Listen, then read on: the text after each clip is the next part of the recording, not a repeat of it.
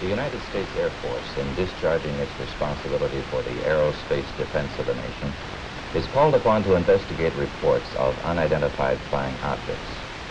Two Air Force officers have over the years been very closely associated with this activity. Lieutenant Colonel Lawrence Thacker was formerly the chief spokesman for the Air Force on the matter, and Major Hector Quintanilla is now the chief of Project Blue Book. Major Quintanilla, what are the objectives of Project Blue Book? The objectives of the program are twofold. They're the same as they have been since 1953 when the regulations were written. First of all, to try to determine if the UFO phenomena presents a threat to the security of the United States. And second, to determine if the UFO phenomena exhibits any technological advances which could be turned into research and development. What's the record so far? To date, we have over 10,000 cases at Wright-Patterson Air Force Base, of which 646 of these remain unidentified. That's not to say that we could not have identified more cases if we had gotten to the observer quickly and checked the local activity. The Air Force has been accused from time to time of hiding information about UFO. What do you have to say to that, Colonel Thacker? Well, these charges are absolutely untrue.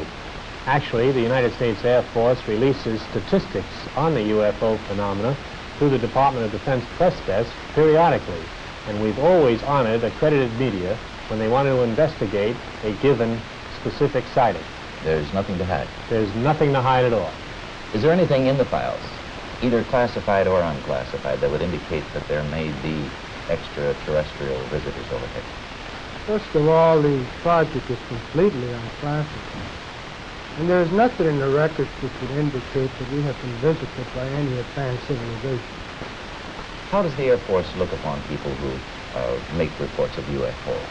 Do they look on them as qualified observers? Yes, they do look on them as qualified observers.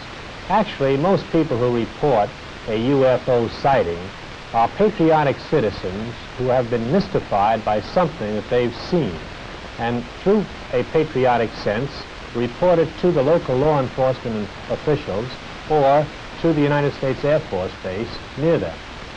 What would you consider as a person qualified to interpret what he sees? Well, I consider astronomers are genuinely expert in their field. First of all, they have a tremendous advantage over the other physical scientists, and that is that they have powerful telescopes and photographic equipment to confirm their interpretation. Do astronomical laboratories make any contribution to the UFO program? In a negative way they do, because I've never received a UFO report from an observatory. Not a one? Not a single one. Well, how about the tracking and detection facilities that the Air Force itself has? How does this fit the program? Well, actually, to begin with, the United States Air Force is charged by an act of Congress with the air defense of the United States. And the North American Air Defense Command and the Air Defense Command have space tracking facilities which are constantly on the alert 24 hours a day. We're interested in anything that flies in our atmosphere. Well, how about UFO reports in other countries? How are they handled? Well, UFOs actually occur worldwide. However, the United States is the only country in the world that places as much emphasis on the phenomenon. Other countries place a burden of proof on the observer and not on their Air Force. And that would make your job a lot easier if they did that here. Yes, it would. Thank you, Colonel Thacker, Major Quintanilla.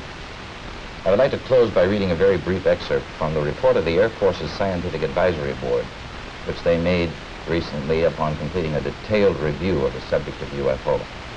This is a statement.